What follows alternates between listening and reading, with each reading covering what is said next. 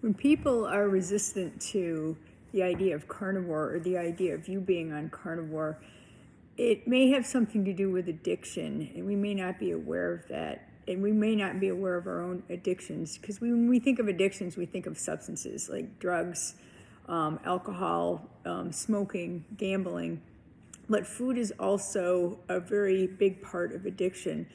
So how to reframe addiction is think of whatever you're doing that you do either unconsciously or just can't stop doing it is a coping mechanism. It's a coping mechanism of some sort, and food is one of the most common coping mechanisms, like sugar and carbohydrates that work like sugar in your body. And sugar is one of the most addictive drugs that there are.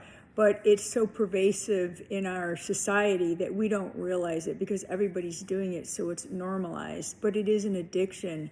One of my favorite t-shirts I saw said, sugar, the other white powder. So when we develop awareness of addiction being a coping mechanism, meaning that it's comforting us in that moment from what, I don't know, it could be some kind of trauma. We don't know. Everyone has a different reason for what they do.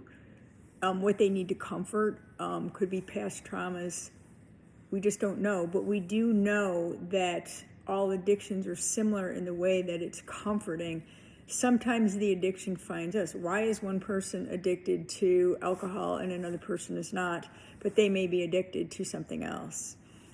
So it's not a matter of if you're addicted, is what are you addicted to? So in our society, it's sugar. Sugar is one of the biggest addictions that we have.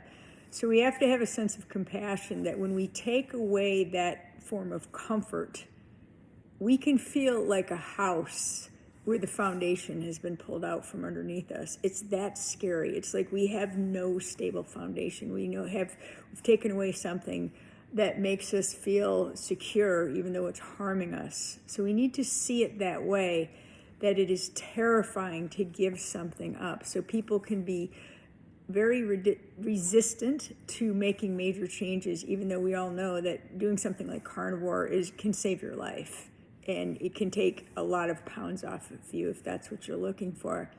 So let's look at it from a place of compassion. If you expect someone else to be like you and his ability to just give up all the carbohydrates and the sugar, to them it may feel like a threat. And if you push them to do it, they may even get angry and maybe verbally attack you, like, how dare you, because that is not them. That is the addiction that is talking. So be patient with yourself if you're struggling with a sugar addiction, and with other people. Be patient with them, not understanding, because it's their addiction that is resisting and pushing back and saying, no, no, no.